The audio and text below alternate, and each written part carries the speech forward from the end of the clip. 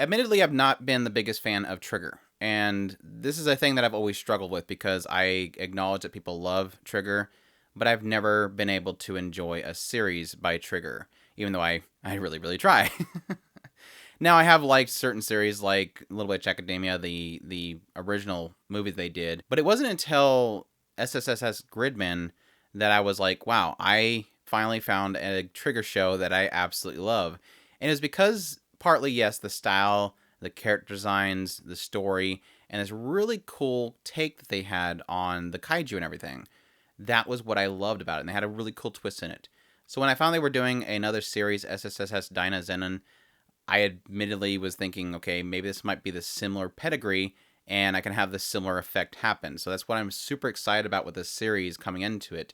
And it's already at 3 episodes. I didn't know this one got this far ahead of me before I was able to get a chance at it. So I'm super happy I'm jumping in now. And it is definitely, I still have my reservations on it so far, but I am super excited for it. And that's definitely what I'm getting into with, again, the first 3 episodes, my impressions on SSSS.Dynazenon. And let's jump right into it. So Dynazenon basically takes place in a setting where it seems like kaijus is a normal thing. I kind of wasn't sure if this was going to be a thing where, it's just happening or maybe it's happening and people don't see it happening, but they see the destruction. But they definitely seem to be acknowledging on the news and everything that kaiju are attacking and the frequency is increasing. And we follow a boy named Yomogi. And Yomogi is a typical high school student going to school. At some point, he's walking with his friends, and they note some girl named Yume Minami, and they mention some rumors about her asking people out and then ditching, not showing up, basically. And at some point, he bumps into a guy named Goma, who is passed out under a bridge, and he gives him some food, and this Goma guy just pretty much like, I'm going to make this up to you, you saved my life. So one day when Yume asks him, to meet him at 9 o'clock one night, he shows up. She doesn't show up. She's on a bridge nearby watching. And this Goma guy shows up and he's like, I'm going to go find her for you. Obviously, she stood you up. And just come to find out she's got like some issue with herself where she claims that something's wrong with her. I'm kind of assuming this has something to do with her sister. We find out later that her sister had passed away, unfortunately, due to an accident. And I'm assuming she was supposed to meet her somewhere and she didn't show up, and this is like some weird thing she does to reenact it, I guess. I don't know. we haven't really figured out what's going on with Yume, but she does seem like she acknowledges that something's wrong with her. But yeah, so far we've gathered from Goma is that he, along with 4 other people that we meet later on, are part of this kaiju eugenicist group, and they are able to control kaiju.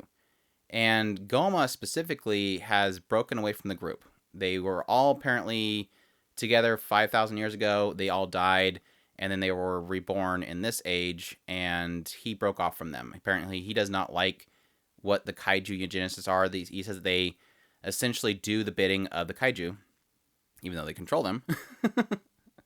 They do the bidding of the kaiju, and he doesn't want to do that. It's dangerous, basically. I'm guessing it's going to get to the point where it's harming mankind, obviously. But we find out later that Goma is looking for his loved one, this woman that apparently he knew 5,000 prior, and hopes that she's here today. And essentially, with Goma, Yomogi, and Yume, and also this other guy, Koyomi, when a kaiju attacks, Goma is unable to control the kaiju. He brings out this Dynazenon figure, or this little statue, actually, of a dragon, and it turns into a huge mecha robot. And each one of these 4 individuals all get put in different parts of the robot and are able to control them individually, even though they don't initially. It seems like Goma does everything. But after they fight this kaiju, they start training to get better at this thing and fight the kaiju. The eugenicists show up. They're controlling the kaiju and attacking, and these 4 have to work together, get on the same page, and fight these kaiju. Now, my thoughts so far on this series so far, it seems like they're only really tapping in on 2 characters so far, and that is Yume, where they're really getting the fact that she's got something wrong with her. She does this thing that she doesn't really give an explanation why she does it. She's obviously torn by the fact that she lost her sister. And again, Goma we've gotten into fairly decently because he's just kind of weird guy, acts very different. He doesn't have anything. He apparently is from 5,000 prior, and he's looking for this woman. And that's the troubling thing I have so far is that the what seems like the main character, which is Yomagi, has nothing really going for him. He just keeps working. He doesn't show up to train with them. He doesn't seem like he cares so much about what's happening to the world around him, which is very odd because at one point Yume takes Yomagi to go look at the wreckage of what's caused from their previous battle, and they kind of seem like they're addressing the idea that there is destruction here, and yeah, one, they caused it, two, they were preventing further damage. So it's almost like he acknowledges that there is people being harmed, and they acknowledge in one of the fights, well, we saved this bus full of people. But he never seems to care. It's like, oh, there's a kaiju appearing over here. Well, we can't go there because we're at school, right? No, we can go. It's like, I don't know. It seems very odd how they're playing off that aspect. Like they're almost wanting to make it like, oh crap, yeah, people are being harmed by this, but he doesn't seem to care. He's just too focused on, oh, I just want to go to work. I don't know. We can't because we're at school, right? So that seems really odd. I'm not really liking Yomagi so far. I hope that they do more with him. I know that even with Gridman, that series it started slow. It kind of got you slowly introduced to the characters, crazy bombastic fights, and then eventually it got into the kaiju and the characters, and that's when it really started hitting. So I'm hoping this will do the same thing for me as we get into further episodes. It's just that this is kind of an introduction. A lot of the focus is on Yume and the eugenicist, and hopefully eventually, oh yeah, by the way, Yomagi is going to have some development. Yeah, Koyomi is going to have some developments, other than the fact that he's unemployed and he's living with his sister. We'll see if it's his sister or not. But yeah, Chisei is cool as well. Again, another one that we really haven't touched much on. I know based on the opening, maybe there's something else about her.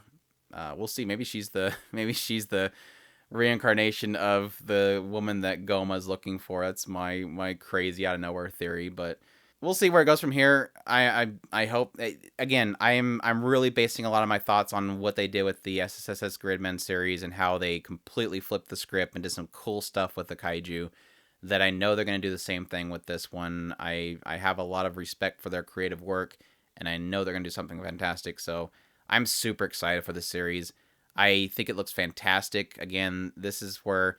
Now, I'm not a huge fan of the CGI. They do bounce back and forth between it to give a lot more stylized animation with some of the fights.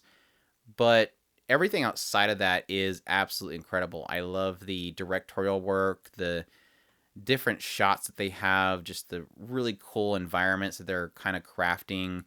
A lot of the shots in certain cases, angles and just perspectives, everything just looks really cool. I mean, there is some top-notch animation and stylistic choices here that I think are above a lot of the standards that you see in most anime. So just based off of the directorial work, the style, the character designs, I love them to death. I mean, Yume and Chisei, I love their art, their kind of character designs. Gama's cool as well. Yomagi reminds me of the character from Punchline. So I wonder if the character designer is from Punchline. I don't know. It looks a lot like him, but yeah. Really, really loving the series so far.